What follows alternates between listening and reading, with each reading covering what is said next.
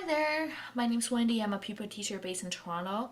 We're gonna keep on going with Happy Day, and the next section is actually the main melody. So we're gonna keep on coming back to this melody of this in Happy Day, and we want to get it right and we want to get it nice. So again, this song's completely in D. We're gonna start the main melody by going on the Do, but instead of like in the second position where we're used to, where the Do is on the pinky, we're gonna use our first finger on it because we're gonna actually make a chord. So some music has open chords, and some music has chords that you actually have to press. Depending on what music you have, you play according to that music. But right now, we're not focusing on what chord there is. We're gonna focus on the right hand side. So I'm gonna do open chord demonstration.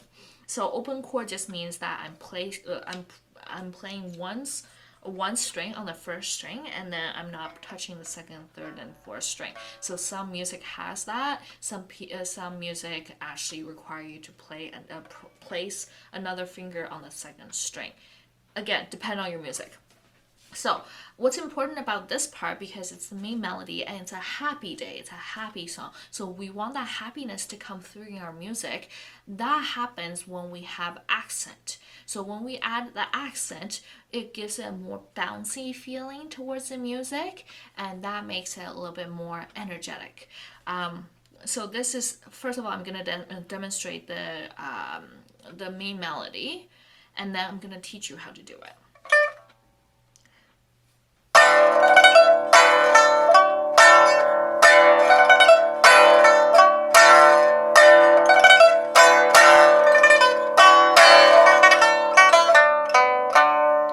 And then there's a little bit more after that, but we're gonna stop here for now.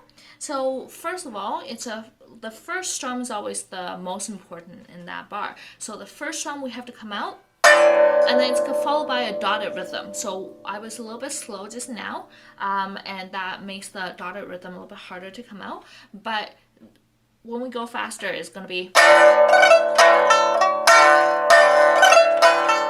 So that dotted rhythm kind of like steals the time for the next note. So the first note is a dotted rhythm. So the half one is supposed to be very quick in order for us to get that dotted rhythm feel.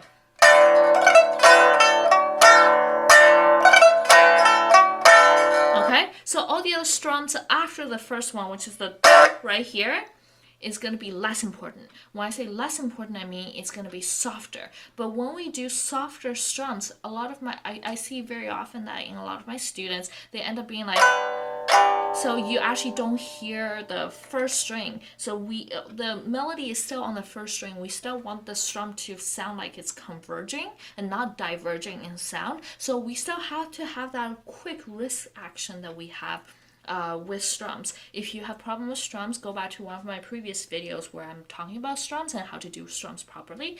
But we still want that little quick, fast actions, and also we want it to be around the tip of the nails as much as possible. Right? So we don't want it to be on our tape. When it's on our tape, we end up like kind of like get stuck in the middle of the strum and it hurts. So we don't want to do that. We wanted to try to get it to our nails, like the fake nails, as much as possible. Okay?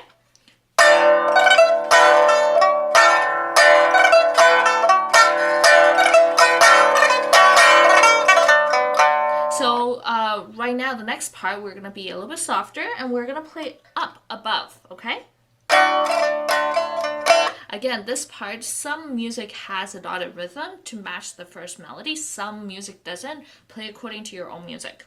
And then the next part, we're going to go back to how the volume was before.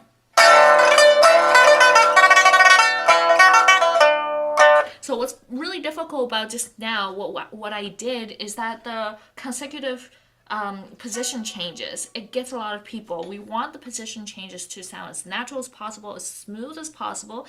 That means our fingers don't let go until the very last second until we have to do the position change. So this one stays as long as possible before we change into, and then stay as long as possible.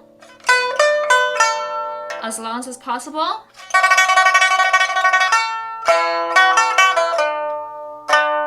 Okay, so this last double tap, usually in music, when we have double tap, it's almost like a little mini accent, but this time we don't want that because it's at the end of a phrase, it's end of that little section, in fact. It's so we don't want that double tap to be like dum, boom, like it jumps out at you. We don't want it to jump out at you. We want to kind of like you have a heavy rock and you just want to set it down, that type of thing, right? So we want that feel. So we don't want to be like that, right? So we want a little bit settled down type of feel.